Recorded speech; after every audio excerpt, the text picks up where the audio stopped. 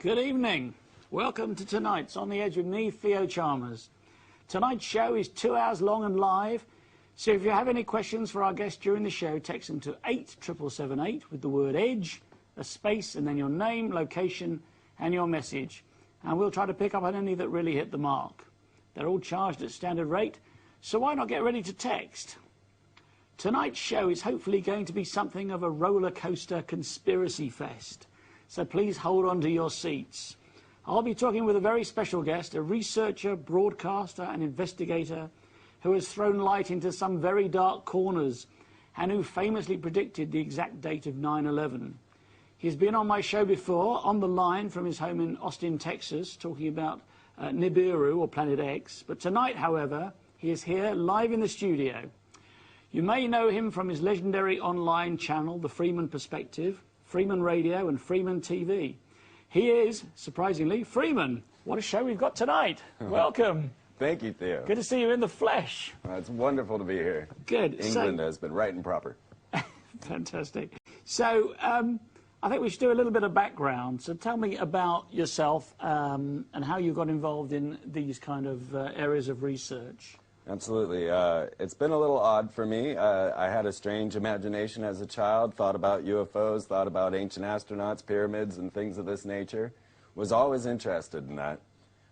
Finally, I made my way to college with some ideas and thoughts in my head about how different the world might be, and I was introduced to Freemasonry. And what do you mean you were introduced to it? Well, a friend of mine started to explain to me, well, have you ever seen this symbol? And it was the compass, square, and G of Freemasonry. Right. And I thought to myself, well, I really know that symbol. That looks very familiar. Why do I know this?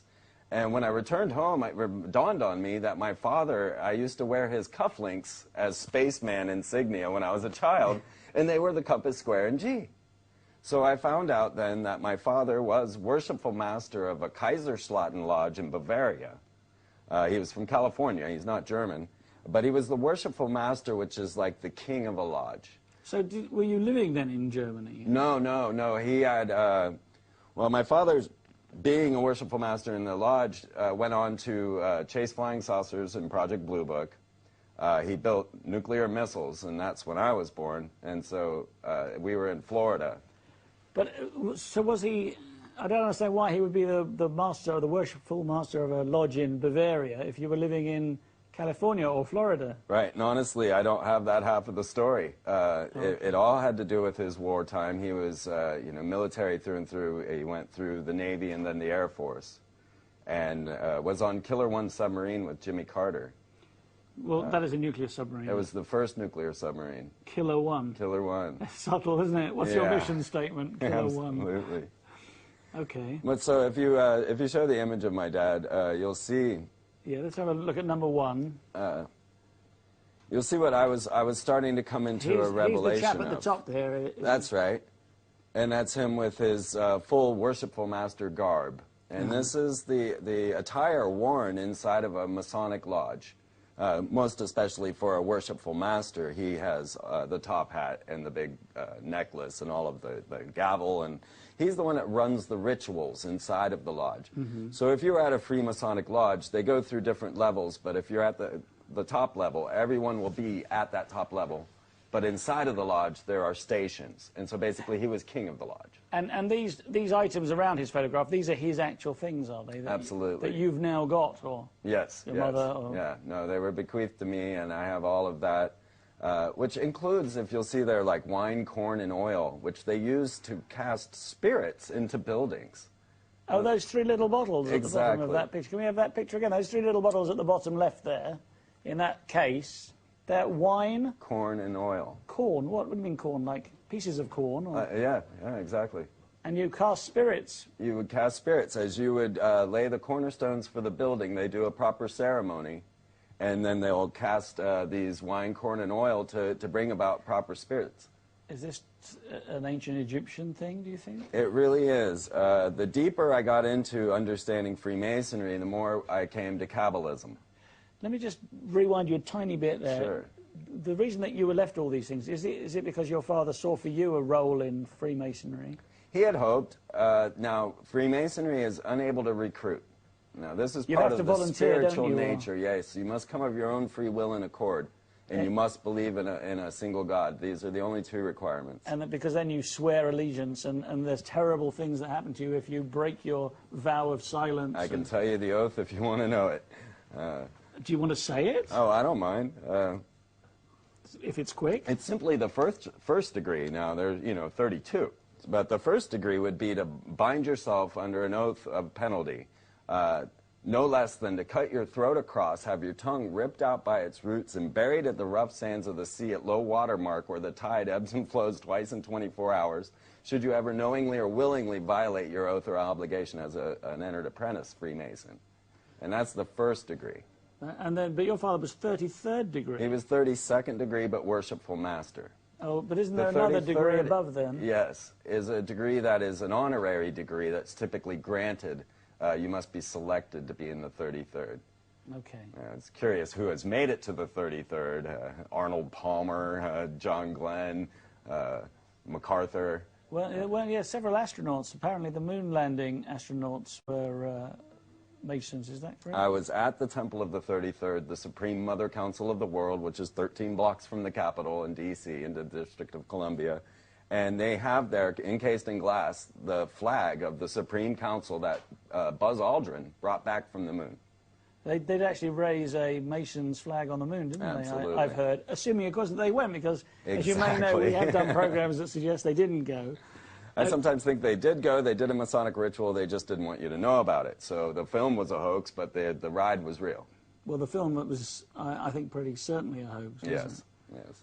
So, okay, you went to university, you were interested in esoteric subjects. Where do we go from here? Well, I studied ancient architecture at university, studying Egypt and the Minoans up into Greece and on into the cathedrals, which I've been having a lovely time reviewing around here.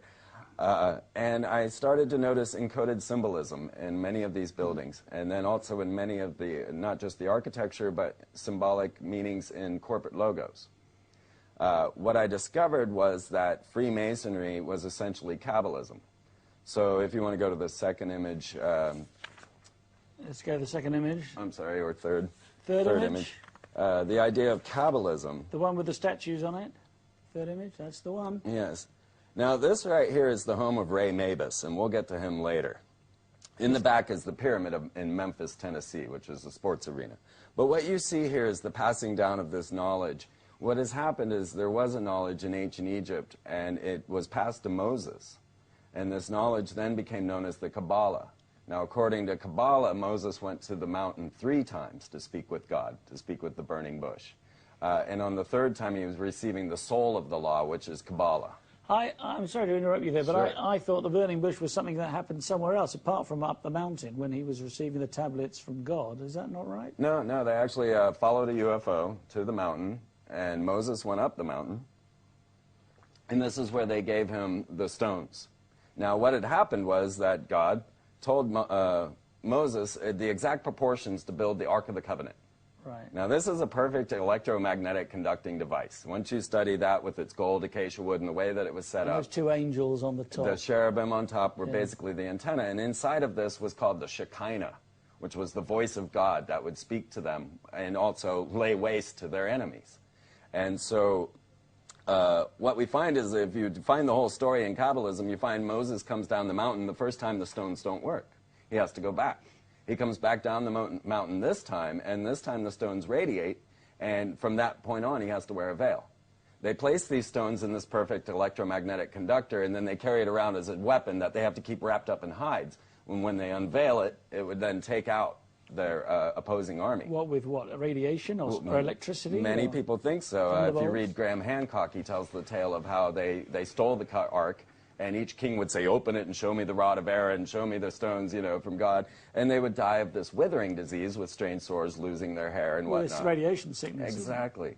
I have had a guest on this program called Alan Wilson, a researcher who is quite convinced that the Ark of the Covenant is buried in Wales. Oh, really? But perhaps that's another subject. Well, it all fits. It all fits because the story we're going to tell tonight goes deep into the Templars. And Templarism, is the precursor to the Freemasonry we know today.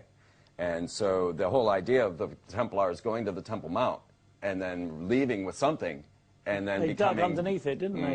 And there were some tunnels and... Yes, and they got something, because next thing you know, every king, queen, or prince, potentate wants to become part of this lodge, part of this esoteric order. Didn't they have a speaking head? And they did have a speaking head, the Baphomet, absolutely. And what we find is that maybe we're looking at high technology. Maybe that the ancient past that we think we know of isn't right. And that we're looking, like, as a study of ancient architecture, I know, it's taught at university that Egypt's history runs backwards. We start with a high civilization with mathematics, building giant pyramids, to precision that we won't even attempt today. Now, why did they have it at such precision? Most think because it's an engineered device. It's actually a geomancy, it's earth a crystalline structure as well, isn't it? Exactly. Quartz is crystalline, or limestone is crystalline. Exactly, exactly. And if you look into your computer, you'll find that it's the quartz crystal that gives you your speed. It's the subterranean gases, silicon and gold, all the same compartments, only so massive that we can't see the pyramids as a device. And they used to have a gold top, didn't they? That's right. Well, that was coming again in Y2K when the Masons tried to cap the pyramid with gold. But that was canceled after the jet crashed. We can get to that as well. This is the Air Egypt jet. Yes, yes. Flight 990, also known as Thutmose III. This is the one that just went straight down. Exactly. Somebody turned the fuel pump off. Well, that's what they actually classified it as a pilot suicide. This was before terrorists, and so therefore they claimed it was a pilot suicide because he called out a Muslim prayer as the jet went crashing into the ocean. Of course, with 33 Egyptian military and a scientist from Jet Propulsion's laboratory on board, heading to the Giza Plateau prior to the capping of the Great Pyramid with gold. Yes. Now, this is where it gets curious. It's getting good already. We haven't got any texts yet. I don't think the texts are working. Maybe speaking too fast. Well, here's the curious part. So we start to understand our ancient past a little bit more. We start to get deeper and deeper and realize that we have a high-tech civilization that we have no history of. We have the tales of Atlantis, Lemuria, and the ancient civilizations that mostly the Masons speak about. Well, when we find out that when they built the Ark of the Covenant, they then had to house it. They had to get rid of this thing, and so they brought this man, King Hiram of Tyre, to come and help King Solomon build the Solomon's Temple to house the Ark of the Covenant, to keep the Shekinah locked inside. Well, if you read Zechariah Sitchin in his 12th Planet or Genesis Revisited, there's one simple sentence where he states that King Hiram of Tyre was one of the people taken off planet.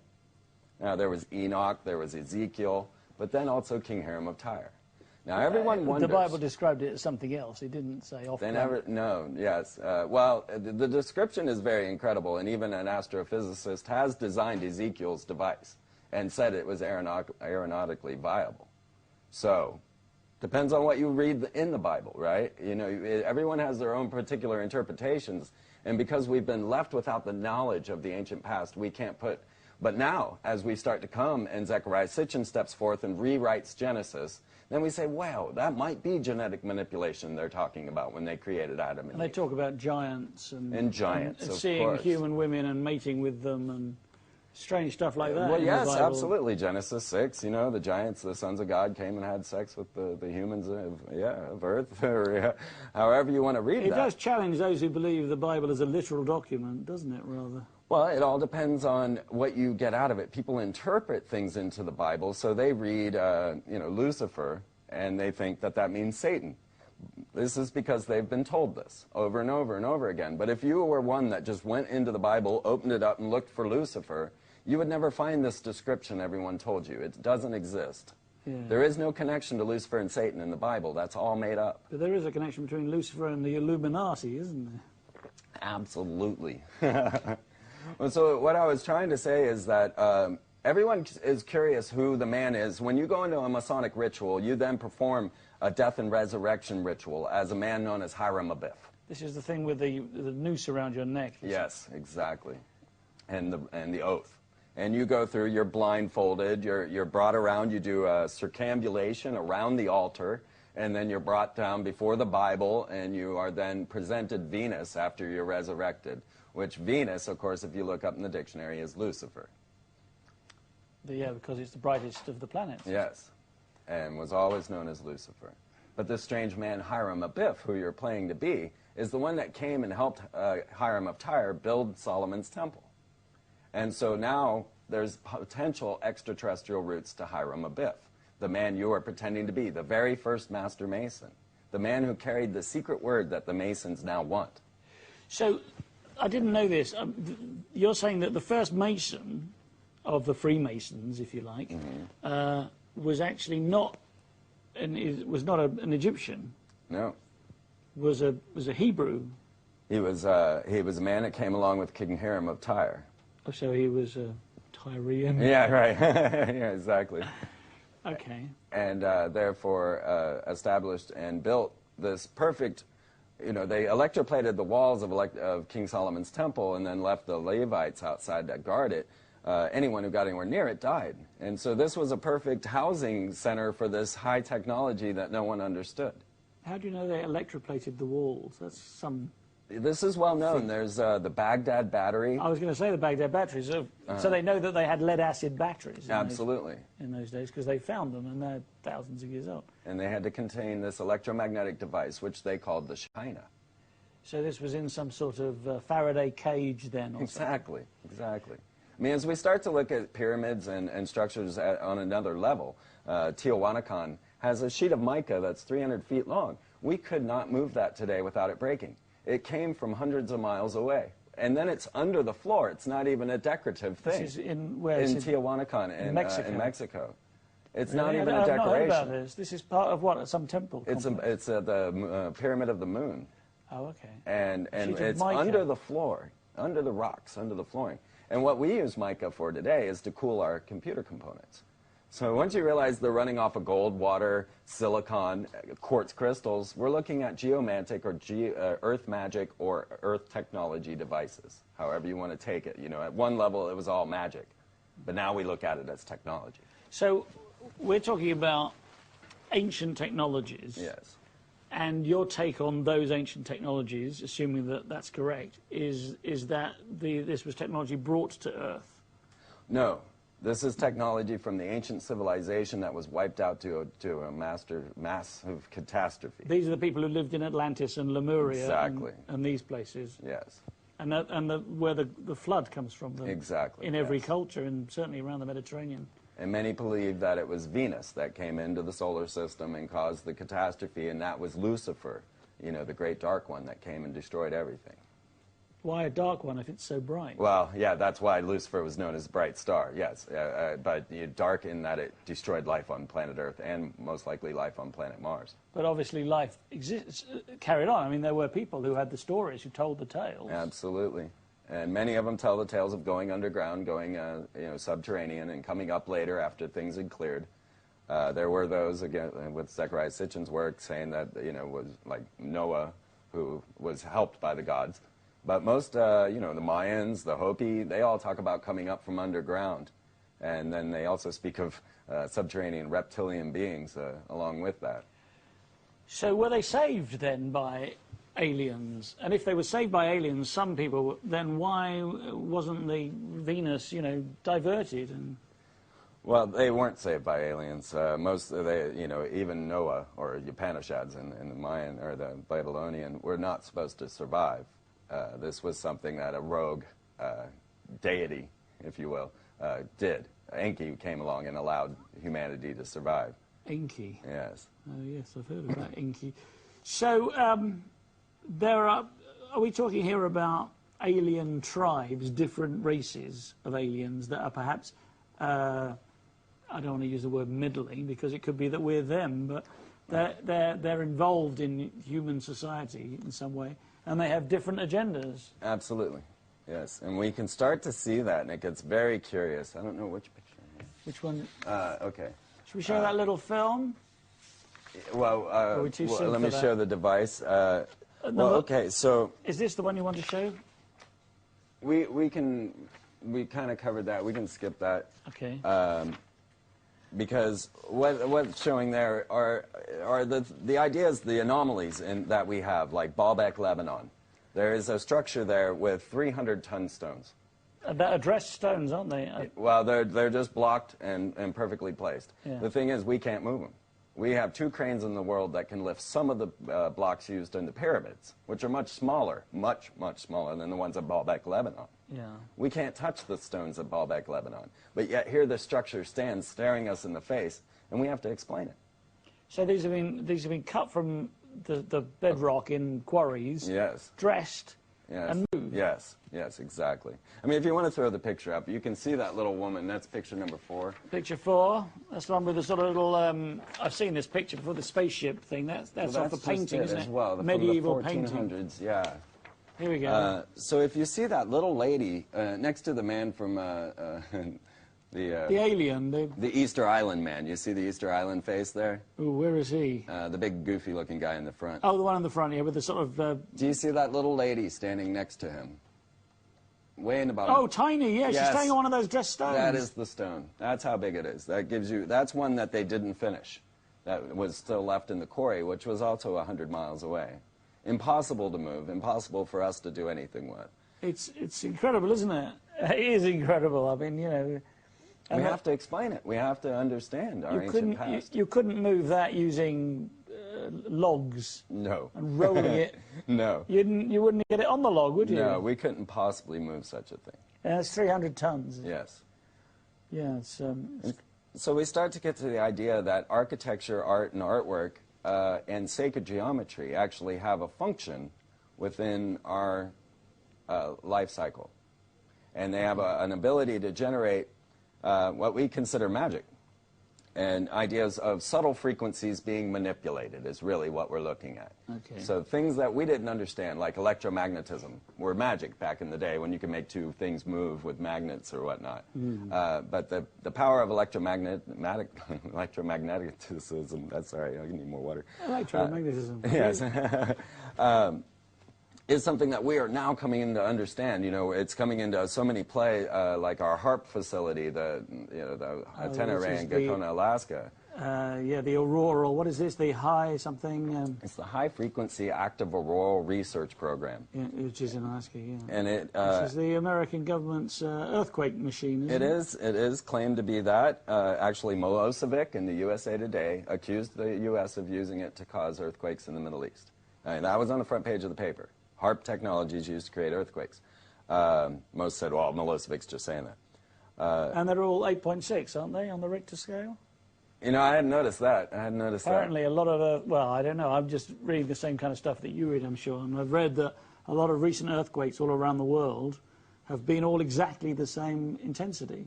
It wouldn't surprise me. It wouldn't surprise me at all. And a lot of the things that we're seeing that we think are weather anomalies are actually, you know, manipulation.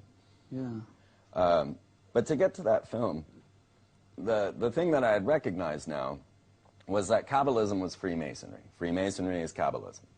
King Solomon was known as a wizard. He was known as a practicer of magic, and he actually called upon many demons and then would assign a sigil or a magic talisman to bind them. Now, to us today, this seems quite odd and strange, and we'd never believe in such a thing, but there are so many grimoires and ancient documents of this high magic. This is a book of spells, a grimoire, yes, isn't it? Exactly. And in one that is King Solomon's, is the lesser keys of King Solomon, it's known as Goetic magic, or Goetia. And it's considered the lowest, most base form of magic possible. What it is to call upon demons and then use them. And this is considered crass by many magicians. Even Aleister Crowley didn't think Goetia was worth his time. Really? Well, because he was above it. He had other magic. There was better magic. Exactly. Yeah, he was feeling like he was in contact with higher beings, so he didn't need to mess with these lowly demons. He was the man who said, "Do what thou wilt is all of the law." Yes, exactly. Anyway, we're going to go for a break now. If you'd like to text in your questions or comments for Freeman, why not do so now to 87778 with the word EDGE, and then your text. See you very soon.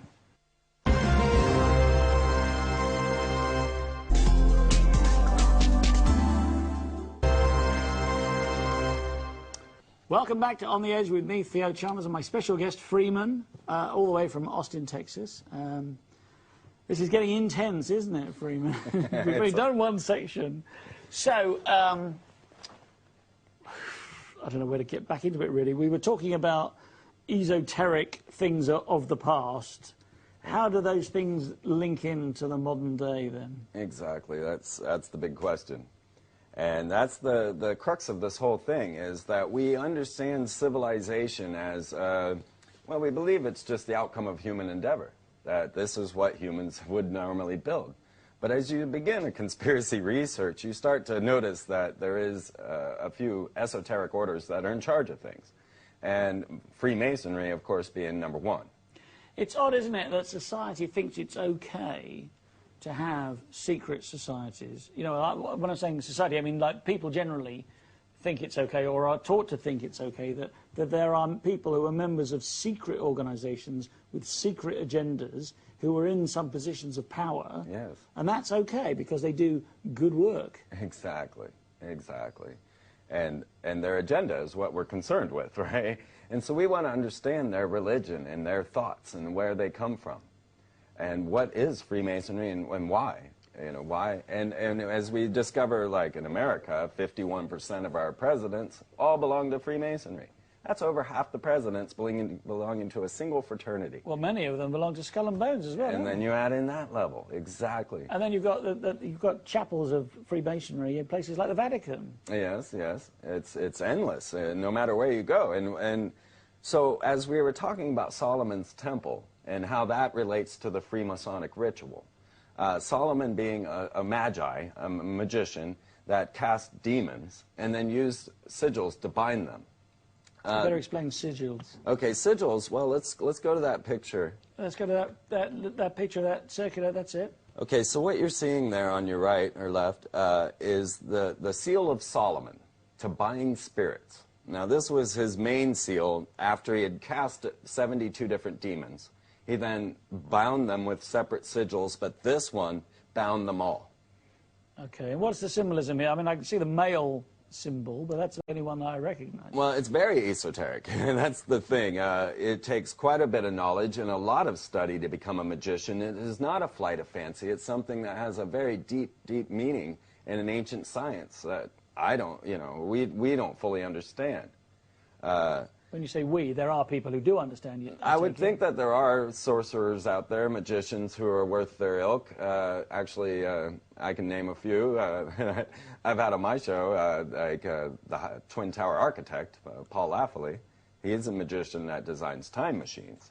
So when people start looking into magic, they don't realize, like I went and met the high priest of the Church of Satan, Rex Church, and he's building a device that opens a portal for the old ones to enter. Is he really called Rex Church? Yes, yes. His parents were actually Satanists. Rex so he's means a generational. king and church. Well, that's quite obvious. Yeah, he's a generational Satanist, so his parents were Satanists as well. But the concept is that the magic is high tech. You know, they take it to that next level. We're all thinking, you know, oh, witches casting spells or whatnot. But CERN would be a better representation of magic. This is the nuclear collider in the Swiss Alps. Exactly, whose logo just happens to be 666. Well, we'll get to that in just a second.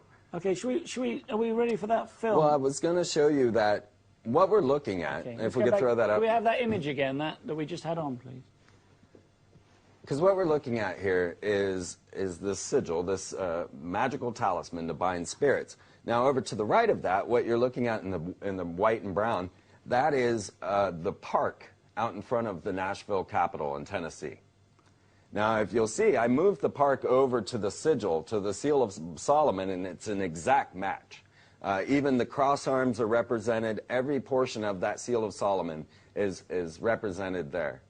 So what you're saying is, obviously Nashville's a relatively modern city, isn't it? Yes. So what you're saying is that this is living on, this occult knowledge is living on and being reproduced in secret, but in plain view. Exactly.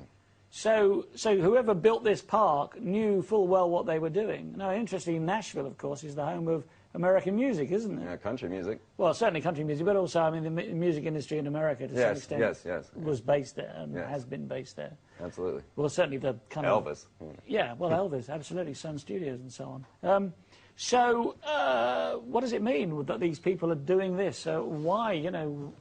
Well, this actual seal is sitting upon a Native American burial ground. And so it actually states that there are thousands of bodies interred there. So if you want to have a look at it, and then we'll have a talk about it. If you we'll want watch the film. Should we watch that short film?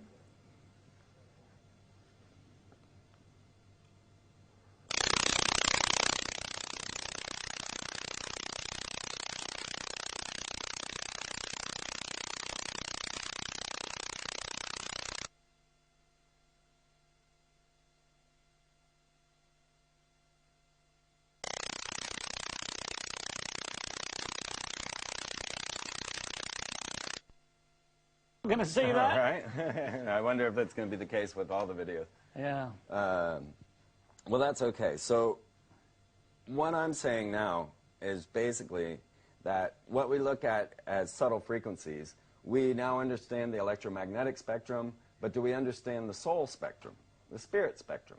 And are there devices that we can use to manipulate that? Yeah, I mean, it often amazes me that how limited our ability to perceive spectra are. You know, because we can only see very narrow, and there's all this other stuff going on in microwaves and heat and so on that we can't see. We're just blind to. Maybe all stuff is going on all around us all the time that we just don't know about. Yes, yes. Are you suggesting that? I am suggesting that they have a technology that deals in an even more subtle frequency than electricity or electromagnetism that goes to the soul. Yeah. And so now they've laid this seal of Solomon to bind spirits on top of a Native American burial ground. They have bound these spirits, these energies, these entities down there. And if we follow the Freemasons and we follow these secret societies on their trips across to America and many other places, they always subjugate and kill off the native peoples. You know, obviously the founding fathers, you know, passed smallpox to all the Native Americans. Or, you know, that's what supposedly the first use of bioweapons. I think that's what, yeah, I think the British are quite famous for doing stuff like that, really, in our empire. It's not the benevolent thing we were taught at school, really, is it? No, no. So this is interesting because, you know, if you take that thought and then go back to looking at perhaps aliens having visited Earth and interacted with us, why wouldn't they just kill us all off? Right, right. Or perhaps they did. Perhaps they did. And we're them. Well, that's when we start to get into genealogies. That's when we start to, what is that next shot? The next shot is... oh, we're getting the corporate logos. Okay. No, we won't go there then. Because the idea of genetic memory is something that has been intriguing me all my life. Because it has been shown, and I don't know if you want to call out that picture with the wolf on it, it has been shown that genetic memory is a provably scientific fact. That what happens is you can have a chick come out of an egg and show it a predator, and it will know that predator without ever having seen one before in its life. It will react to it. I think the best example of that is cuckoos. You know, how do cuckoos know that they're cuckoos? Yeah. That they should mate with a cuckoo when they've been brought up by, you know, some other bird? Yeah. How do they know that they're a cuckoo and that they should then go and lay their egg in another bird's nest and so on and so forth? And things that we couldn't possibly know.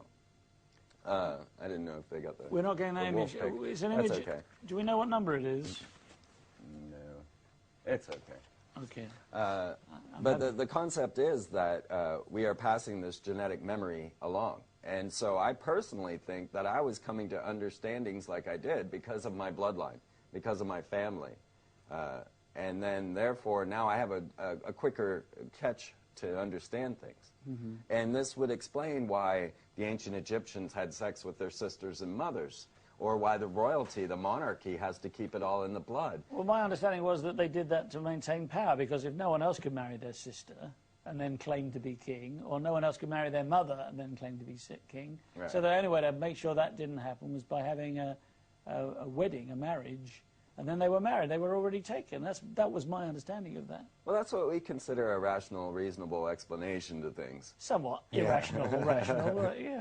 But we start to get to some strange anomalies of lineage, where we'll find that Bush is related to Marilyn Monroe, Hillary's related to Angelina Jolie, Brad Pitt's related to Obama, McCain's related to Britney Spears, and you start to wonder, you know, what's going on? Why are all these singular bloodlines being in charge, and why? And perhaps we are correct in that it's only a matter of property or keeping property within the family. But what we find is that the sorcerers, the magicians, the ones that are doing the dark rituals, and these are your leaders. I mean, these are, you know, Masonic people that practice these high ritual occult rituals. So the ritual is used to bring in a spirit. The ritual is used to make contact with another entity, an outside entity. What made Aleister Crowley so famous was that he contacted an entity known as a was. and channeled the Book of the Law. And that book is housed at the UT campus in Austin, Texas, where I live. And this is what made Aleister Crowley famous, was because he had made contact with that being. He had some interesting party tricks, didn't he? And I remember reading that he could walk along a road behind somebody who wasn't aware he was there, and then duck down, and the person walking in front of him would duck down as well, without realizing why. Makes me think of Darren Brown. Well, the whole thing is to be able to channel these other entities. This is what theosophy was about, many of the esoteric arts. And so if you have, it's becoming obvious or known that DNA receptors and the light frequencies that we're receiving are actually like antenna. And so particular DNA receptors would retain their information. And this is what I believe is the reason they have sex with their sisters, is to keep the DNA pure, not the money. But isn't one of the reasons that mankind doesn't mate with its siblings because you have genetic anomalies?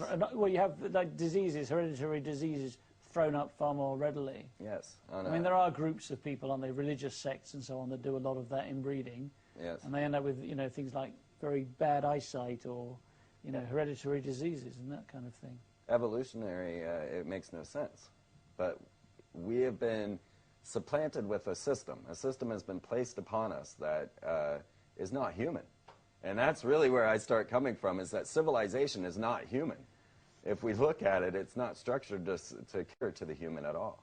You mean if we were all to say, all right, let's start again, let's structure society, but haven't people tried? They've tried communism and capitalism and once again, you keep going back to the same occult orders that are doing this. And they actually are working polarities. And so they actually, you'll find that, you know, the Freemasons fomented the French Revolution. They fomented the American Revolution.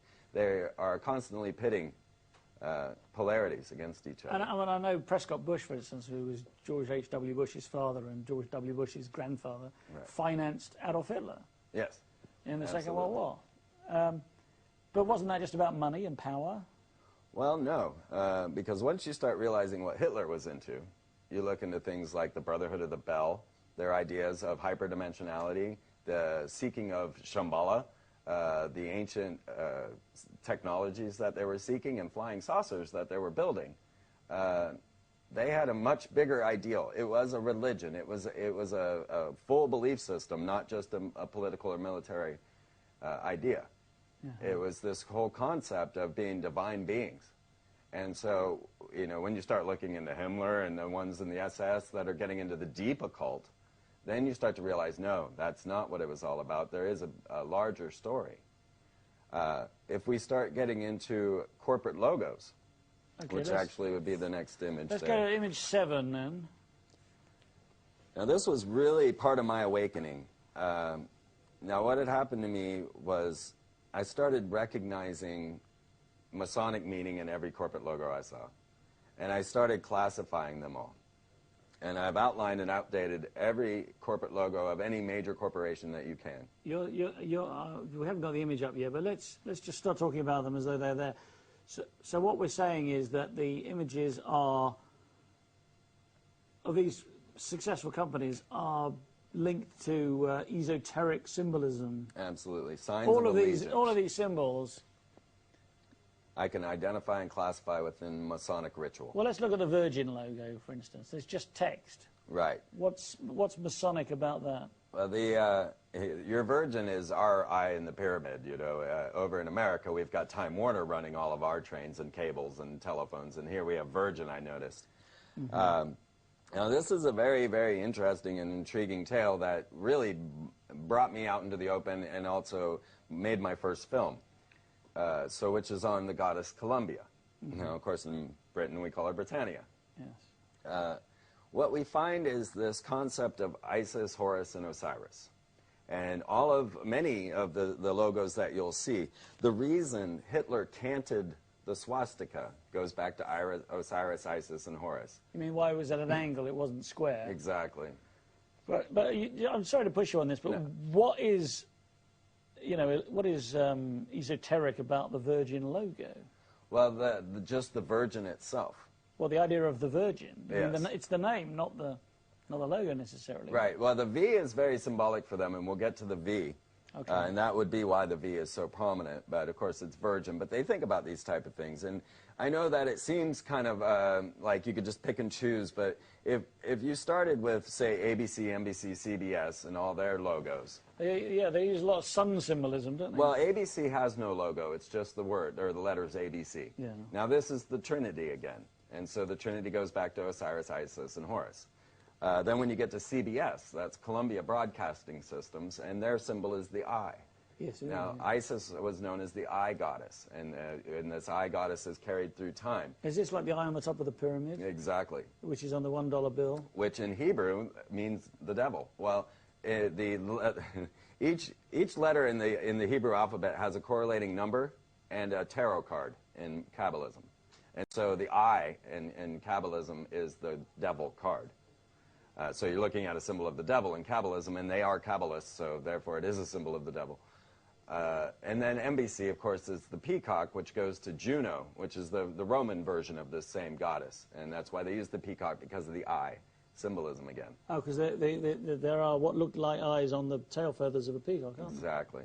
So then I started going through all the different corporate logos, gas stations especially, and it was this goddess, the Venus, the Virgin, that clued me into many of the symbols and signs. Because in Austin, Texas, we have a large statue to the goddess and her angel wings. And it was placed there in 1933 by the Freemasons as a war memorial. And it's known of Freemason architecture. And this stands in front of the obelisk and in between the dome and the obelisk in the capital of Texas. And to her right is a shell, and to her left is a pentagram. And these are, of course, Texaco and shell. Now, what we see in these symbols are symbols of Venus. Now, Venus is shown rising from the sea in the shell. And then when viewed from Earth, Venus makes a pentagram every 8 years. Oh, right. So we see the signs, and it was even the Da Vinci Code, but he never completed the story, right? You'll get the whole story in my Columbia film.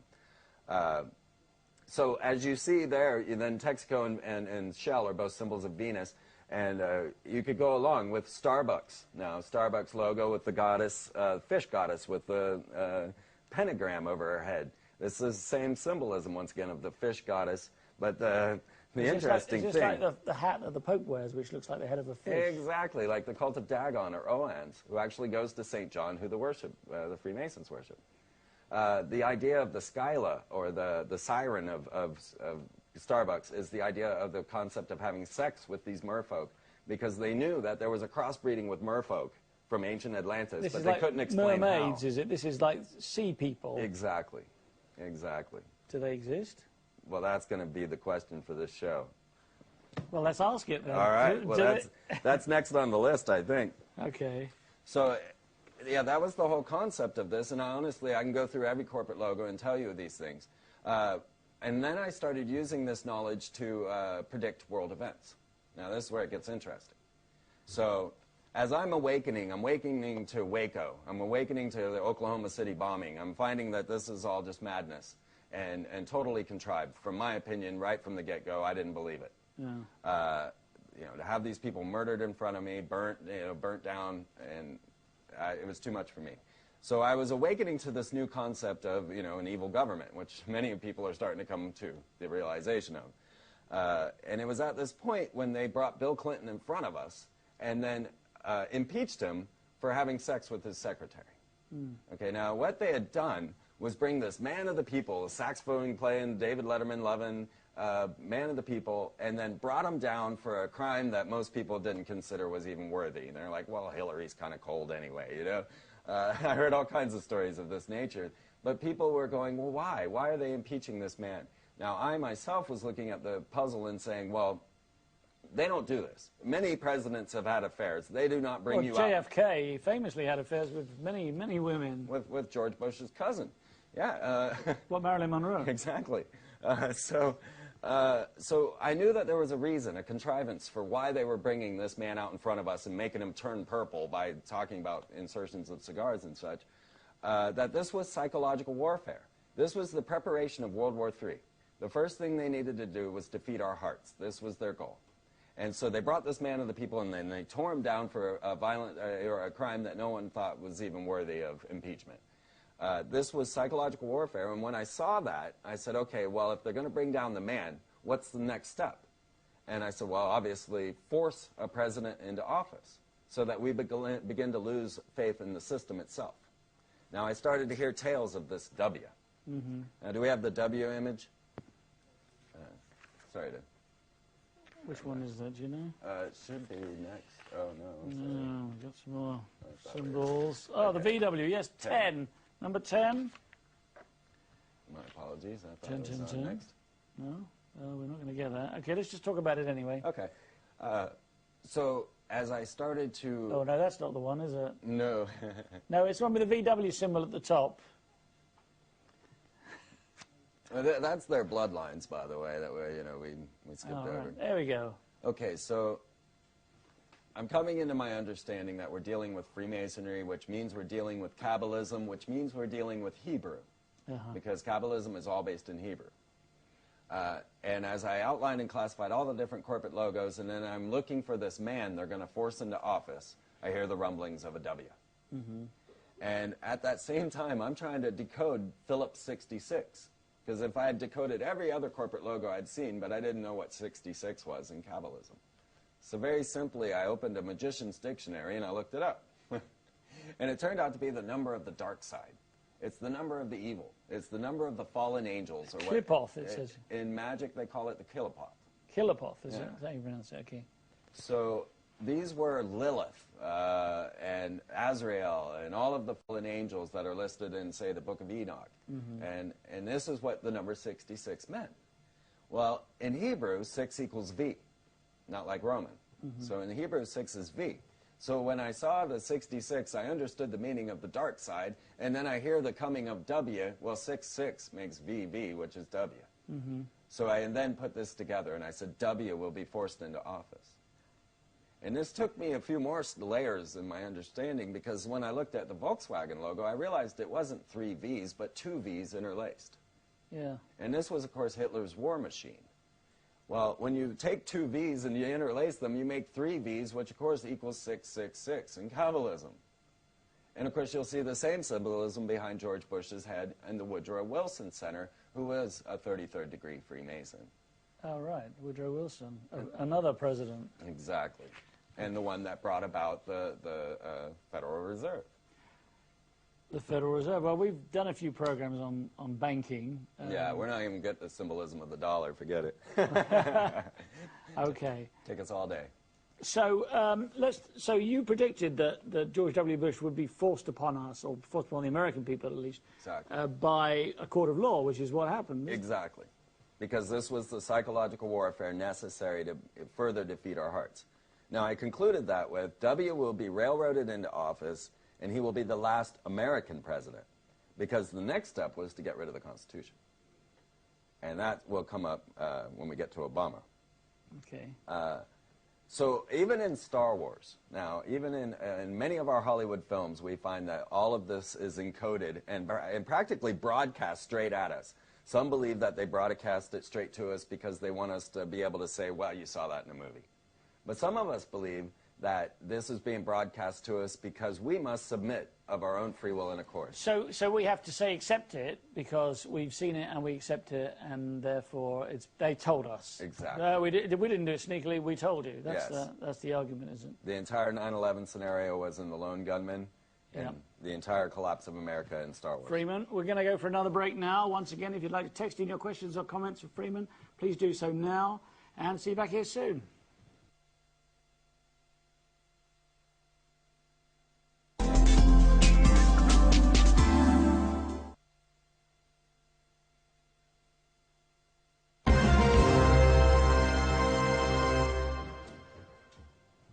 Welcome back to On the Edge with me, Theo Chalmers, and my special guest, Freeman.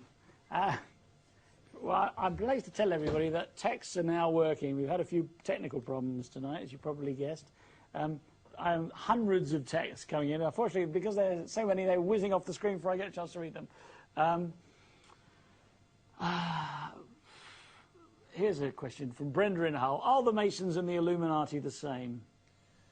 That is a very interesting question. Yes, what happened was that there was a man, Anthony J. Hilder, And he began using the Illuminati as a catch-all phrase for all the secret societies.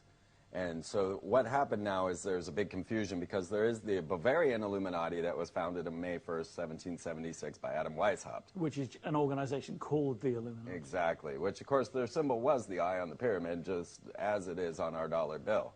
And this was shown in their documentation prior to it ever showing up in America. So there is a question of a connection there. But the confusion comes in when people think that because the Illuminati is now a catch-all phrase. And so you always have to explain, well, we're talking about one sect, or we're talking about the... I collectively call them the Brotherhood, just to keep it... well, okay, well, let's drive down through this for a second then. I mean, are you saying that your research shows that there is a secret world government that you could call the Illuminati and that are heavily involved with Masonry, Freemasonry? Absolutely. That's doing dark rituals behind locked doors. So it's not just about power, and it's not just about money. No. It's about dark rituals. Yes. Can I give you an example? Yes, please do. This is one that tends to strike home. When we looked at, now, America put Saddam Hussein in power. And this is known, this has been in the news and everything, that we know that Saddam Hussein was placed there by the Americans to fight the Russians against Kuwaitis and all of those, and he was placed by the Americans. Well, Saddam Hussein then started announcing that he was Nebuchadnezzar reincarnated. And of course he was on top of Babylon, wasn't he? He was rebuilding Babylon, yes, exactly. And rebuilding Nebuchadnezzar's palace. With his hieroglyph on it, wasn't it? Exactly, exactly. So here's this man that America put in power in Iraq that's saying he's Nebuchadnezzar reincarnated, having all this masonry made to him. And we come in and we strike him with a warfare campaign known as the shock and awe. Yes. Okay, well, you ask any Freemason what the Shekinah or Shekinah is, they'll tell you it is the cloud, the invisible cloud of brotherhood that surrounds the Masonic altar.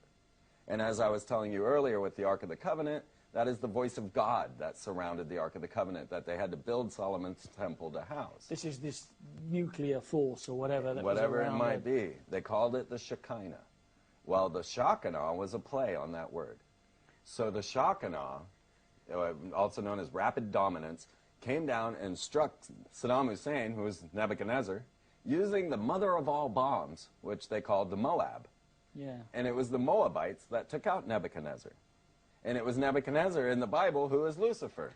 So they just cannot resist allegory, symbolism, and reference to ancient knowledge. Well, I would say it's ritual, not warfare.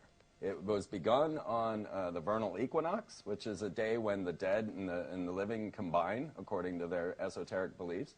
And then it ended on Walpurgis night, which was the end of this time zone. And they had a massive blood slaughter in the middle, which they did code, with these. So when you say ended, this is when mission accomplished was declared by yes. Bush on the aircraft carrier. Exactly. Well, the end of the shock and awe campaign. Yeah. So, yes, I believe that it is absolute ritual and not warfare at all. That things are placed up to set up to foment the type of energy that they need so that then they can have a blood sacrifice of men in ritual garb. You know, the military garb is all ritual with your pentagrams and everything that you wear, the inverted pentagram on your badge of honor, you know, things of this nature. And then they're sacrificed. Now, I've spoken with Masons in their lodges, and they were trying to convince me to join, and they would tell me stories of how when they were in the military, they were sent to other places than their troops, and they were spared when the others died because they had on their Masonic ring, because they were saved by those in the higher-ups, led them out of the fray. And tales of Masons that have helped enemies because they are brothers, because they're, you know, They told you this? They told me this in the lodge, yes. When trying to convince me to join. They're like, well, don't you want to join? You so know? was Saddam Hussein not a Mason then? I don't know. You know, he was another level. He was Saddam, you know, he was Nebuchadnezzar reincarnated. So this was another level. But this is just an example of what I'm talking about. So being able to predict W being forced into office because it was a symbolic gesture of the 66. And even in Star Wars, they use that same symbolism. So you're saying, let me just recap then, you're saying that the powers that be, first of all, wanted to destroy a president for very little reason, just to just to have a psychological warfare on the people. So they attacked Clinton for having some sort of sex with Monica Lewinsky. Right. And then they forced a president into office who hadn't won that because the Supreme Court said, we're not going to have a recount. And they made it quite obvious. And they did this in Florida, which was controlled by his brother, exactly. who was the governor of Florida. Which was the conspiracy everyone was supposed to grab on. Like, that was the one they wanted you to be mad about. The thing was planned long before. But the American people didn't make a big fuss about it, did they? Not too much. Al Gore, who was later rewarded with an Oscar yes. and a Nobel Peace Prize, yes. And millions of dollars, tens of millions of dollars, didn't make a fuss, did he? No. The so-called Gore loser, as they called him. So they've undermined the president in two ways here, or the presidency in two different ways. What was next in the plan, then? What was your assumption of what would be next? Well, as I had said, W would be forced into office and he'd be the last American president.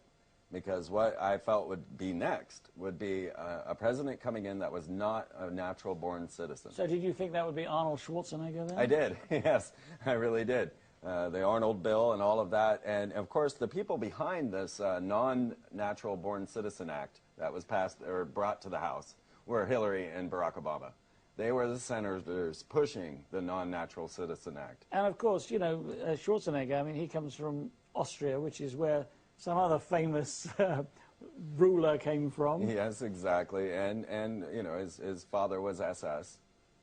Yeah, and, you know, when we figure out that the Bush line, you know, helped and funded the Nazis, our governor of California is, you know, related to Nazis, the Pope, Benedict, was a Nazi youth from Bavaria, who was investigating the Illuminati and the Templars while he was head of Inquisition, when he was still cardinal.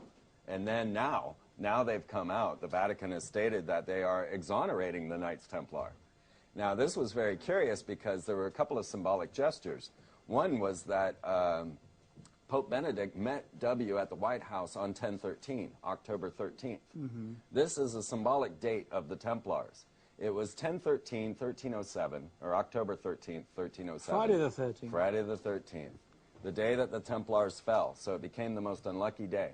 Well, so the Pope met W at the White House on 10/13, and the White House cornerstone is dated to 10/13. Chris Carter's X-Files production company is 10/13, and I could go on. Fatima occurred on 10/13. Nero took Rome on 10/13.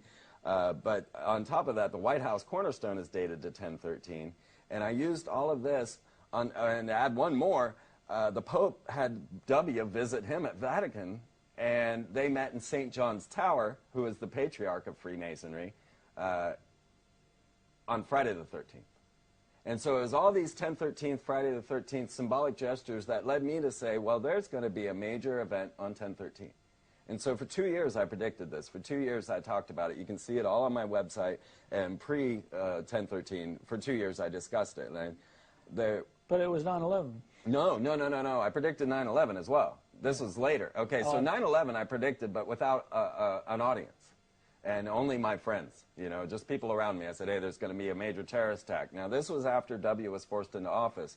The reason being was that during the Clinton era, there was a Homeland Security Act where they were trying to form a Homeland Security in America. Every October 1st, during the Clinton era, it came up. Every October 1st, it was shot down as the most unconstitutional thing anybody had ever heard. Mm-hmm. Well, so when they railroaded the W into office, I knew that'd be the year.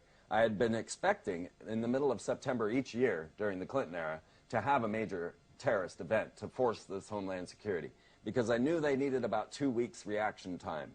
And so the middle of September... So it would have to happen in September, and then in October, when this came around, they could then put the Patriot Act. Everybody would go, oh, yes. And I picked the date of 9/11 because that was the date that HW announced the New World Order for the first time publicly. Now, I know how ritual they are. Now, had I known that the Twin Towers cornerstones were Masonically laid to 9/11, 1970, whatever year they were laid, and you can't find that one anymore, but you can go look at the Pentagon cornerstone, and it's dated to 9/11, 1941. So both the targets were also dated Masonically to 9/11. So it's a bit of a given, really, isn't it? Yeah.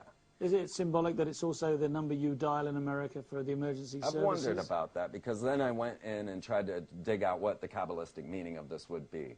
And it really is a Luciferian number. It's all doing with the Tree of Life, and there are 10 paths on the Tree of Life, or 10 stations. And then when you go to 11, you're the magician. So 9 skipping 10 going to 11 is a Luciferian concept, because 10 is God. So that's saying man can become God without God. Oh, I see. We're either side of God in this. Yes. Okay, so let's talk about... But just to conclude, my 1013 prediction did come true. It was the day that Bernanke and Paulson brought all the CEOs of the banks into there and forced them to sign away their assets. They denied it the day before. Paulson and Bernanke were completely, and mostly Paulson, were completely against it. But on 1013, they forced them all in there to sign, just as I said they would. And I'm watching the symbolic gestures. I'm watching the symbolic dates. And I was able, the headline in Austin, Texas was 1013 was bigger than 9/11. But this is the day when the banks crashed, is it? Yeah. And I had predicted it for 2 years. The date, you know, because I'm watching symbolic gestures. Okay, let's go back to the presidents then. All right. Because we've seen a trail here, haven't we, of symbolism, if you like. Absolutely. And we've got to George W. Bush, but what did you predict would follow George W. Bush? Was the non-American president. So now the question of who is this man, Barack Obama? If we have that video clip, it's it comes up right after who is Obama. The facts is what it's called, the facts. Okay, let's see if we can see that. Let's see if it comes up. But let's talk about him in the meantime. Okay. So he had lots of different personas, didn't he? He had different names. He lived in different countries. He was apparently, or possibly, born in Kenya. His mother said so. His mother said he was born in Kenya. She should know. I think you she would was think. probably there. I think he has an aunt who was there at the birth, who Yes. never left Kenya. Yeah, that's it. It was his aunt. Yes, I'm sorry. So, yeah, I think it was his aunt. And there's been some discussion about his birth certificate, whether it's genuine. Yes, it has no seal, it has no proper name, and no proper dating. Not signed. I mean, these are things that, you know, I'm required to go get a driver's license. You know, in Texas, you're required to have your Social Security number just to get a driver's license. And this man's president. And he also went to live in Indonesia with his mother when she remarried, changed his name, and became an Indonesian citizen, apparently. Yes, he did. Which means that he would then not be, he would have to be renaturalized to become an American citizen again, because you couldn't have dual nationality, apparently, with Indonesia. No, to be an Indonesian citizen, you had to reject your American citizenship. Right. And then that would mean that he could then not become an American president, because he could become naturalized American again, but that doesn't qualify you to become president. No. So there are two reasons why possibly he shouldn't be an American president. Am I right? Absolutely. We're going to play the video now. We can't play the video. Okay, no, those aren't going to work. No. Well, hopefully the last one will work, because it's the most critical. But we basically covered everything that was in what we were going to show. And that is it, that he's not viable to be president according to the court cases, the Supreme Court cases that have been brought out against him. Now, I felt like this was what was intended. And so this was what I had predicted would happen. And then he was twice unconstitutionally viable, because when he took his oath at the inauguration, and he got it wrong, didn't he? Was it not the Solicitor General, there was some dignitary that said the words first. Right. And then he copied the words, but the words that were said were wrong. Exactly. And then he repeated them wrongly. Yes. Which he didn't have to do, because he knew it. He had practiced it. He didn't have to follow it wrong. He did just because. So are you saying that he deliberately didn't take the oath? Well, I would say that it seems that way, and yeah, because of what I'm predicting, it would follow my scheme exactly. So not only are you saying, I mean, you are saying that not only is he not a valid American president because he's not an American citizen. Right. Or an American citizen under the wrong terms and conditions. Yes. But that he deliberately took the wrong oath. But then The next day, apparently, he took the oath again in the Oval Office. Right. But it wasn't filmed. Right. And the reason given for him taking the oath again, as I recall, was that he wanted to confound the conspiracy theorists. Isn't that funny? And yet they didn't film it. Yeah. So, did he confound the conspiracy theorists? I don't think so. No, I don't think so either. Now, the curious part was the quote that they brought out after he was done. Was the one thing he said was, well, yeah, I did it, but I forgot my Bible, but I don't think that really matters. So the oddity of bringing that to the public attention, they didn't need to tell us that, you know, but they did. And this, again, is once again into this World War III scheme.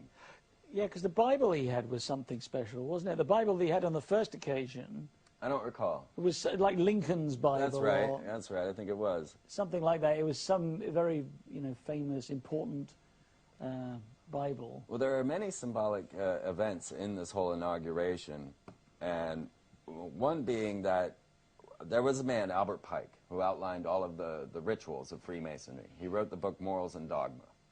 And in that, well, he's the one that identified Freemasonry as Kabbalism. He's the one, you know, you go read his book and you'll understand much of the symbolism. I just want to interrupt there Sure. for a second. The Kabbalism thing, I mean, this is the red wristband, isn't it? A bit of string that people like Madonna That is, yeah. are wearing. It's like the kind of trendy religion for celebrities. Well, it's an ancient Hebrew mysticism that has been passed down through generation after generation. So, yeah, it has become this pop icon. Now, Madonna is no longer Madonna. She is now Esther, who is also one of the ritual goddesses within the Eastern Star, which is more of the feminine or female co-masonry or Freemasonry. So you have your Eastern Star, and they all worship. My mom's Esther in the Eastern Star. She had a ritual spot on the pentagram. Your mother was a Mason. An Eastern Star. Which is a group of Masons. Yeah, yeah. I mean, I have heard that there are... Feminine version. Yeah, because they're not allowed to be regular Masons, are they? No. But they have their Very own lodges, unusual. do they? And Yes. With pentagrams on the floor that say fatal in the middle of them, and there are 5 women sitting on the Fatal? points. Yeah. It means something in Latin, I don't remember what, but I always find it curious that it says fatal inside of that inverted pentagram, you know. not fetal. Yeah, no, fatal. Yeah. Okay. So let's go back to Obama then. So let's assume that, you know, he's not the American president. Mm-hmm. Why would they do this? Why would they have a man who is not qualified to be American president, who hasn't taken the oath? What does it mean? They have been pushing for a constitutional convention for many years now. The constitutional convention requires a majority of the states to agree that they're ready to open the Constitution for editing. Once this occurs, they're able to edit whatever they like. People think that they would go in and just edit a certain part, but they are open to editing any portions that they want once this happens. But they've already taken away all the constitutional rights in America anyway, haven't they, with the Patriot Act? They have. And the executive orders of George W. Bush. Yeah, I mean, he calls it a GD piece of paper, right? So, yes, but symbolically they still need to eradicate this because of the people's hearts are following it. And so they really want to destroy us. You know, it's the first art of warfare is to destroy the people's hearts before you destroy them with the bombs. And so what they will do with this is foment war not only between atheists and Christians, Muslims and Zionists, but also between patriots and non-patriots, or those that are standing against this, well, you know, standing up for the Constitution, trying to, because they've got everybody agitated on so many levels. When you look at, people are being thrown in the streets in America. They're all losing their homes and forming tent cities. And the Obamas are throwing $1 million parties in the White House with Jay-Z and Beyonce.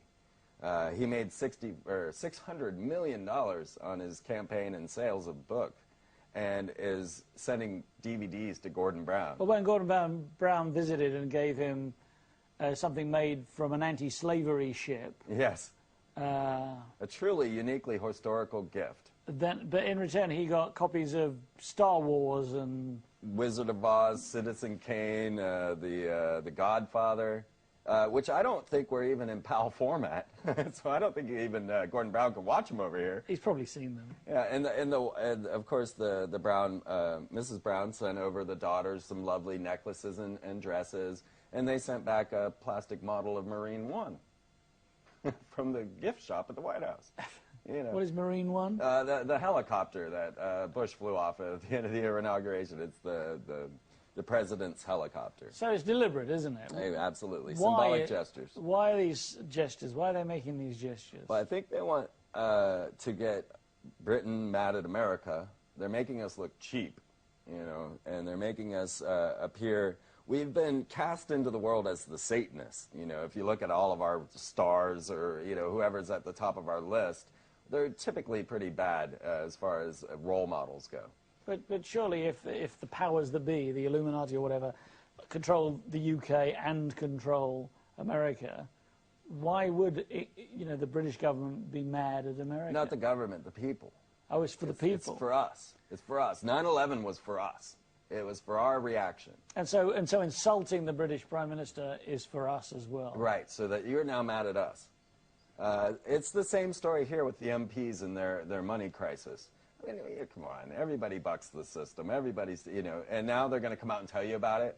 It was the same with when first they had destroyed the man, then the system, then they came out and said all your ministers are pedophiles.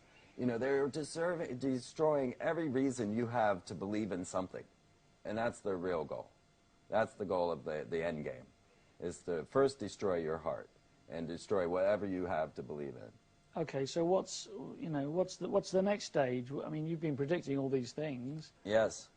Well, as we looked into Obama and his recent talk at Cairo, trying to make pleasant with the Muslims, we realized, okay, there was Albert Pike. He wrote a letter to Mazzini, who was head of the mafia and also a P2 Mason. And he this outlined... is in Sicily, isn't it? Yes. He outlined the 3 world wars in this lecture, in this letter. So he outlined perfectly the First and Second War, exactly how it would go. And this is in advance of the First and Second War? Yes. And then he also outlined the third, which hadn't occurred. And now what he said... you're saying that they had occurred then when he wrote about them? No. These were in the 1800s when Albert Pike wrote this. Okay. And then... So the Third World War was to be fomented first by having the atheists versus the Christians. So what happened at the Obama inauguration was no minister that there were 3 prayers given, but no minister was allowed to call the name of Jesus. All right? The idea was that they didn't want to upset the atheists. So when Gene Robinson, the first homosexual cardinal, comes out and says, "O Lord of many understandings," that's what he called God. And then Rick Warren comes out and he says, "Oh, the Lord of all nations, amen." And then... that could be a president, couldn't it? Yeah, well, you know, amen is the god of the Egyptians, the sun deity, you know? So our Lord of all nations, amen. Amenhotep. Yes, exactly. And that was why Akhenaten changed his name from Amon to Akhatan, because he had done away with the cult of Amon and is going to the cult of Aten. And that actually plays into this whole story of Barack Obama. So what we see now is they're fomenting this idea. So the next step, of course, was to get between the Muslims and the Zionists. And so this leads to my prediction. And what is going on now is that Obama has come out and said, well, my Muslim faith. Are we coming up on a break? We are coming up on a break. All right, let's catch this on the other side. No, we're not ready for it yet. Okay. Well, so 10 seconds. So the thing is that Obama's been on the air saying my Muslim faith. His name, actually, Barack, is the name of Muhammad's horse when he returns. Really? And talking of returning, we're going to go for another break now. Once again, if you'd like to text in your questions or comments to Freeman, why not do so now while it's working? Just text 87778 with the word EDGE, and then your text. See you back here very soon.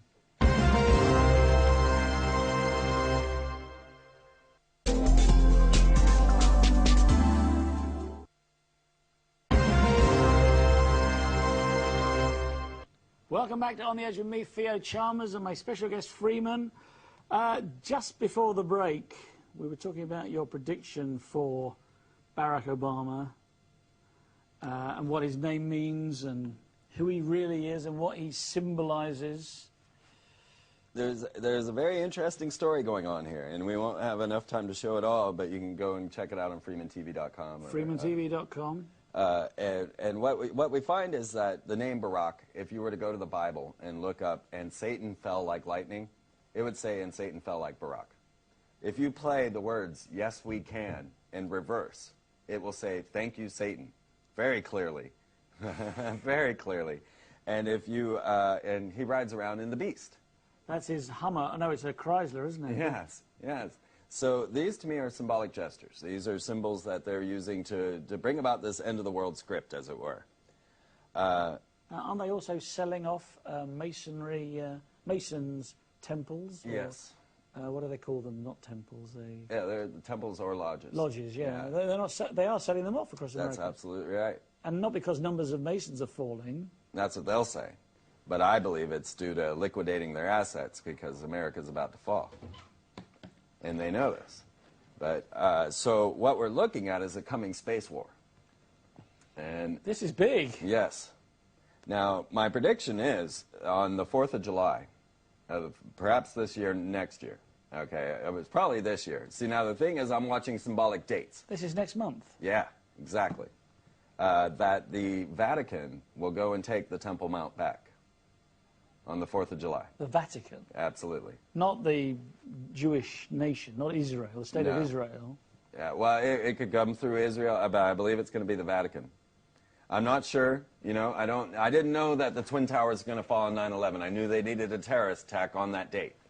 Now I'm looking at the Temple Mount for the 4th of July.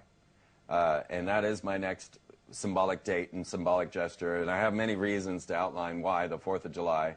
The Freedom Tower cornerstone, which is now the One World Tower, it's dated to the 4th of July, just as I was saying, the Twin Towers and the Pentagon and the White House all have the symbolic dates. The 4th of July will be the event at the Temple Mount that sparks this World War III. That's what I believe. Well, that's pretty horrific, isn't it? I mean... Yeah. But it goes even stranger. Now, it gets even stranger because what has been going on is now the Pope has come out while his priest, Benjamin Funes, who is in charge as the Jesuit priest in charge of the observatory, has come out and said that aliens exist and are our space brothers, and they did not suffer from original sin because they weren't born of Eve. That's a Jesuit priest with the Vatican saying this, and that's not me. They also came out, as I said, and said the Templars were okay. Forget about all the horrible things they admitted to doing.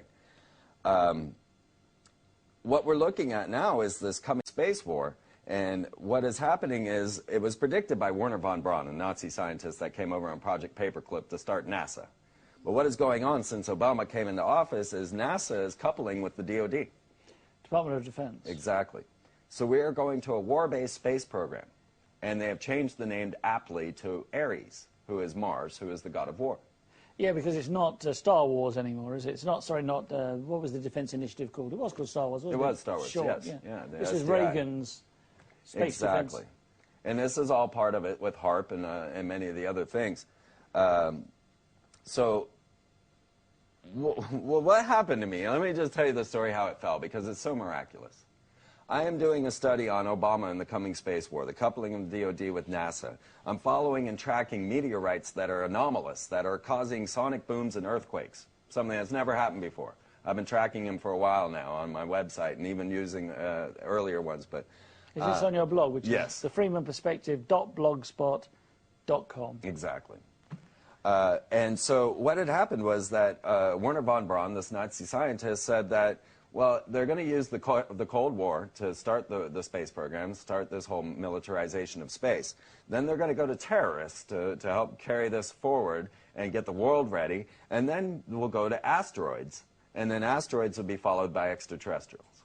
Wernher von Braun said this. Absolutely. I mean, he's now dead a long time, isn't he? Yes. But he has a lady, Carol Rosen, that is carrying his charge. And she's outlining all of these things. So in January, I'm talking about this, and I'm saying, okay, they're making this war, and they're going to use an asteroid to force this weaponization of space, the coupling of the DoD with NASA, but also the Russia-China alliance. It's not just us, right? So what has happened then... Are you saying that Russia and China are in the same bed with the powers that be that are in America and Britain? And Yes, because the story goes extraterrestrial, and it gets much deeper in who is connected with what. and how that all plays out. But you will find that Russia and China will be launching to the Mars Phobos, Mars's moon Phobos. There's two, isn't there? Phobos and Deimos. Phobos and Deimos. Fear and fright. Deimos. Okay. Yeah, fear and fright is what they mean. And the curious thing about the moons of Mars is that neither one of them were spotted until 1877. And that just happens to be the year they put Cleopatra's Needle up in downtown London and put the 24-inch rule of time of the Freemason symbol underneath it. So that was marking the arrival of Mars's moons, whether they know it or not. But there's a whole story about Mars and Atlantis that we could get to, but we won't. But the space war, now as I started to track this story and realize what was going on, there was the other story that was going on, and it was the unification of religion. So the Pope was bringing all the religions together, and they had that big meeting, and now Obama trying to get all these religions together. And there was one man in the ancient past who tried to do this as well, who was Akhenaten.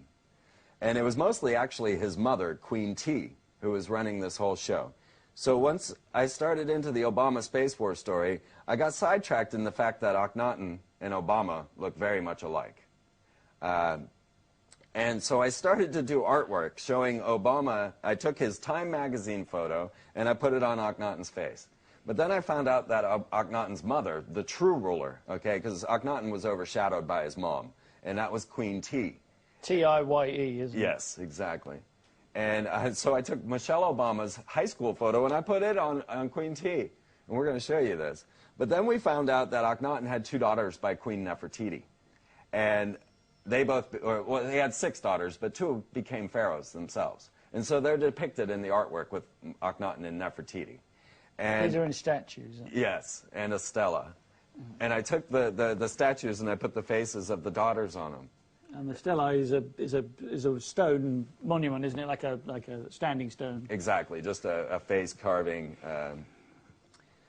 And the other 2 things within that picture were the sun's rays, which was this god Aten, which if we could go to the picture of Apophis, that has the snake deity on there. So Akhenaten had created this the solar religion, and so the solar serpent was Aten, and that was with the rays coming down. And then he created a Satan, which was Apophis, and this was the dark evil lord that always tried to kill Aten.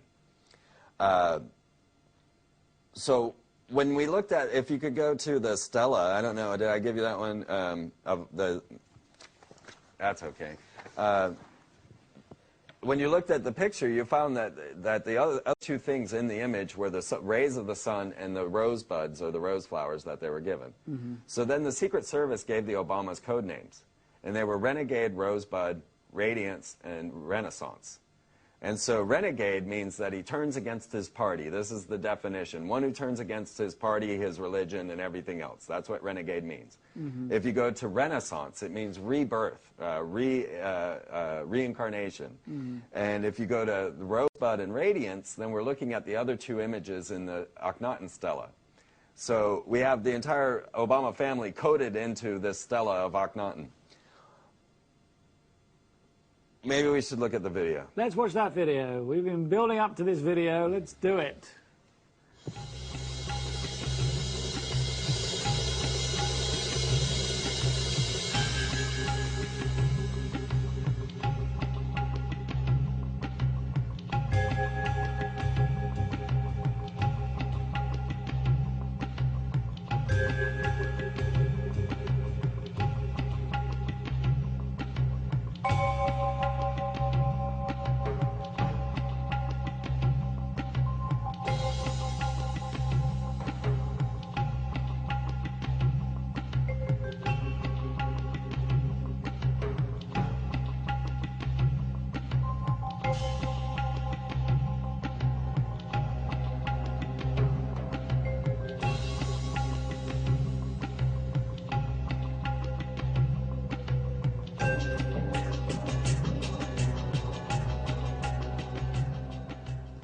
Well, they are remarkably similar. Isn't that odd? That is unbelievably similar. What are the chances of that, do you think? Well, let's throw in that one other image of genetic mutation of mummies.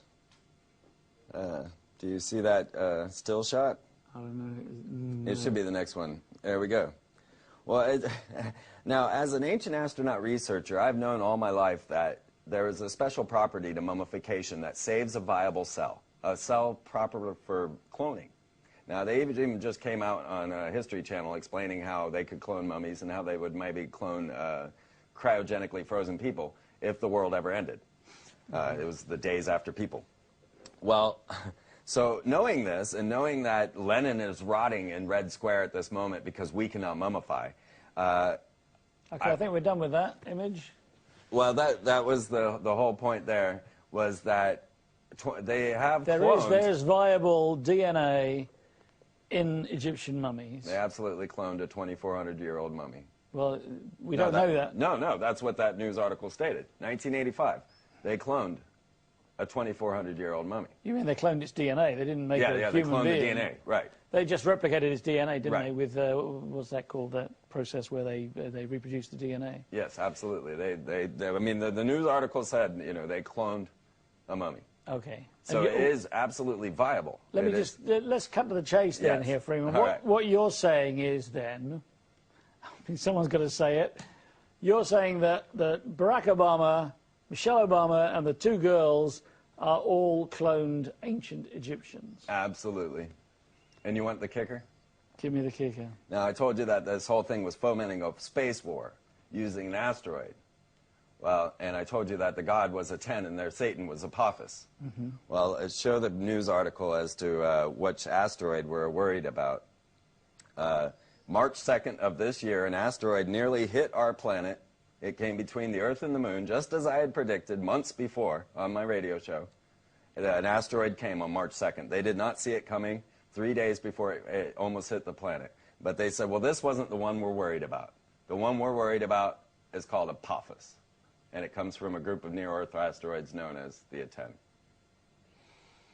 So far tonight, Freeman, you've predicted the Third World War next month, and that Earth is going to be hit by an asteroid, or that it's going to be a near miss. It actually comes on Friday the 13th, 2029, and they're trying to figure out right now how to stop it.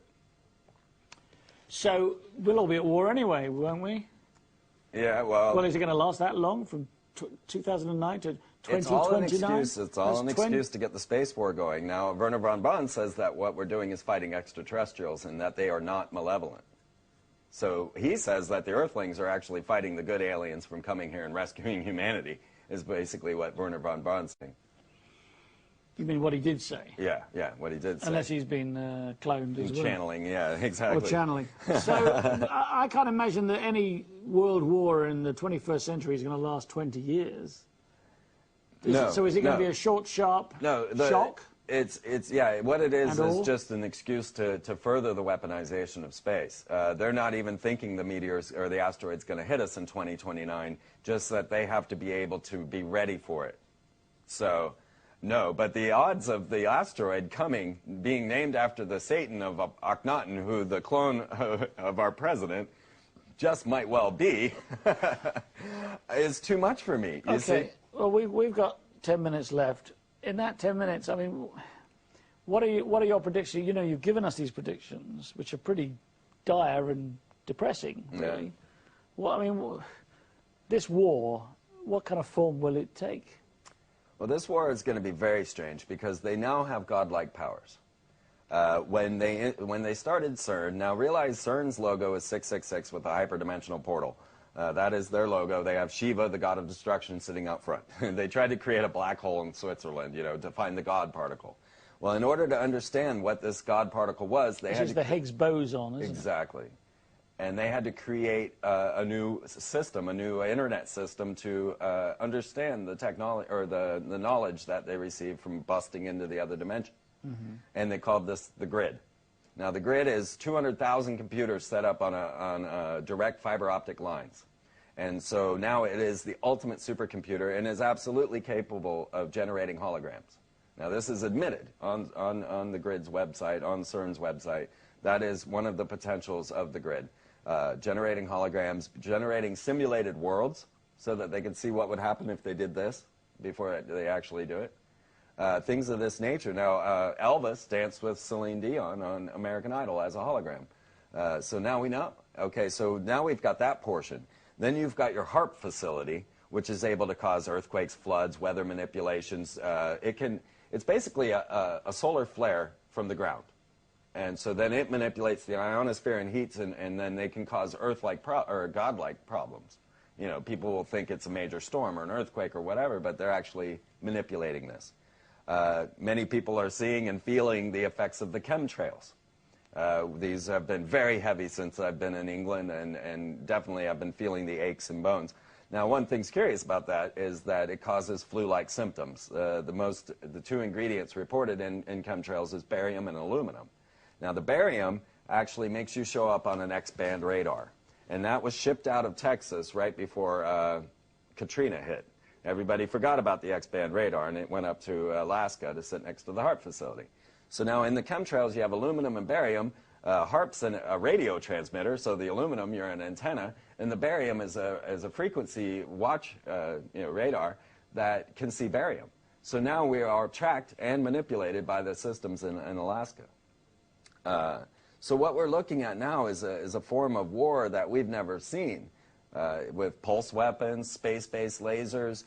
Who remembers when Russia put the giant mirror up in space to radiate the solar waves back onto Earth? It was going to have the luminescence of 10 moons, and no one said a thing. For 3 days they tried to get the fan to open, and they couldn't do it, and they said it burned up in the atmosphere. I'm not so certain. You know, that thing could just be waiting up there to be GoldenEye. There are many forms of weather that they are going to use that are going to appear as extraterrestrial, are going to appear as godlike forces. It's going to appear to be the end of the world. Yeah. Well, I've got to say that, you know, that's pretty depressing stuff. I mean, come on, I'd like to end on a bit of hope. Okay. Where's the hope in the last 7 minutes? The entire story that I've told you has come to me in miraculous means. I've been left and guided, and my life has seemed to be guided forth by miraculous measures. The right thing just happens at the right time. And what I've discovered is that we are all miraculous. We are all angels. We are all beings that are able to heighten the vibration of planet Earth, heighten and change everything we can. But we're controlled by these sorcerers and their spells. So if you look at a dollar bill, that is a magic spell. You go to any magic grimoire, you'll see a dollar bill in there. It's a typical spell. It's not unusual. So they have usurped our divine nature, and we have given our free will consent. And so now through ideas like free man on the land and ideas like money is debt, we're starting to recognize the spells. And we're starting to say, wait a minute, you know, this stuff doesn't make any sense. If you don't speak legalese, you're not going to make it in the courtroom. If you don't understand baking, you're never going to know why an insurance company goes broke. And they don't pay anybody. How do they go broke? So we're starting to realize the spells that are controlling us. And once we release ourselves from these, then we become divine. And we really will start to follow a miraculous path that will guide us out of this whole mess. Another dimension. And that's very possible. Or another density. Too. That is a very possible 2012 scenario. But then, whoa, yeah, you say 2012, but this is 2009. Yeah, I'm talking about now. I'm not talking about a density shift. That's a potential for 2012. The light frequency is going to alter as we enter the new great year. But what I'm talking about is just a mental shift in our reason for being. Our reason for being is all messed up. But in the meantime, if we're going to have to wait for 2012 to enter this new density or this new dimension, and we're going to have 3 years of war beforehand, yes, that's going to be kind of tough, isn't it? And we're all going to be tracked by, you know, equipment in Alaska, and we're being chemtrailed and. Yeah. That's right. And our hearts are being defeated left and right. They're constantly agitating us. And just to add to the mix, I mean, you know, there's plenty of talk out there on the internet and elsewhere of, you know, that the Illuminati, the powers that be, want to reduce the population of the planet from 9 billion to, say, 500 million or fewer. Mm-hmm. So is this part of that? Yes. Yes. So the ones that survive this, the few that survive, the 1/18th that survive, we're all going to have a great time. Yeah, right. Well, no, it does not have to go that way at all. And it all requires us to recognize the manipulation that is coming against us and not follow it. So when they're trying to get you angry about certain things, you shouldn't be. And that we got to recognize that the belief systems have been conditioned into us. And so we're following, you know, a fascist program at this moment. They're just pressing all the buttons. Exactly. But okay, you know, you might convince me, and you might convince the viewers of this channel, and you might convince, I don't know, say you convince 1 million people around the planet. Yeah. That's nothing. Well, out of 9 billion, is it? We're all linked. We really are. There is the concept of the 100th monkey. There are the ideas of remote viewing, the finding that we're all actually psychic, and these subtle layers of soul. Morphic resonance. Yes, yes, exactly. The soul power that I was discussing that they are manipulating by using these sigils and such are our power, and we've given them away. So now we are victims, but only in our own minds. And so as soon as we choose not to be victims, then we can show what our true free will can accomplish. But if they're frazzling us with directed energy weapons, does it matter what mental state we're in? I believe life is way more miraculous than we think. And we will be guided, we will be led, and you'll be amazed at what actually occurs in your own life. We are at a potential now where we could live forever and travel the stars. That's where humanity is right now.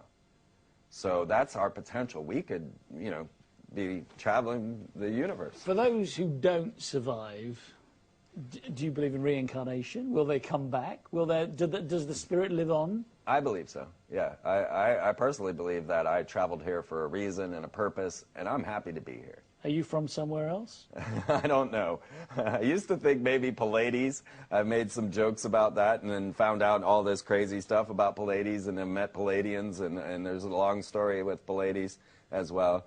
The extraterrestrial races seeming to deal with planet Earth right now are Pleiades, Sirius, and Alpha Draconis, and I have a whole history of them. That's all coming out in Exopolitics.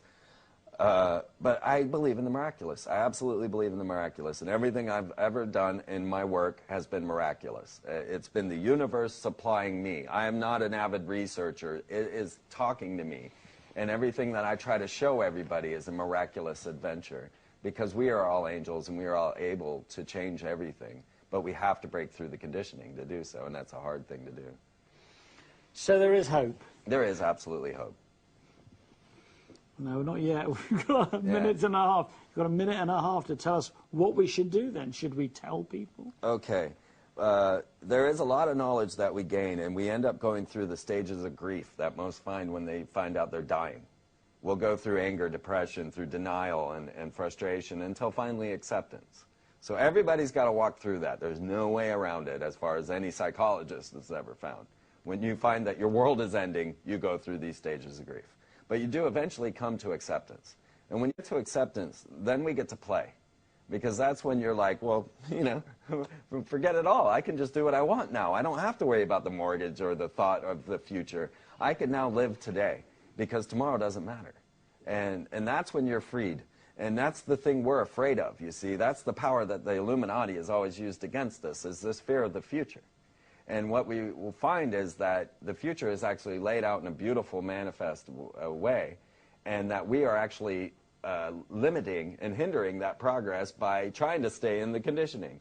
And so now we all go looking for jobs, we try to get a dollar bill, we try to do all of the right things, when in actuality we should be out there playing, because that's the true nature of the human. Freeman, that's all we've got time for. Thank you to everyone for watching our special 2-hour show. And my auto cue is not working, so I'll go to my notes. And thanks very much for those who texted, and thanks to my very special guest, Freeman. If you want to learn more, why not visit freemanperspective.blogspot.com or freemantv.com. If you've enjoyed this show, please tell all your friends. Next week, we'll be back with yet another exciting show that might even change your life. Until then, remember, they're watching you, watching us, watching them. Cheerio.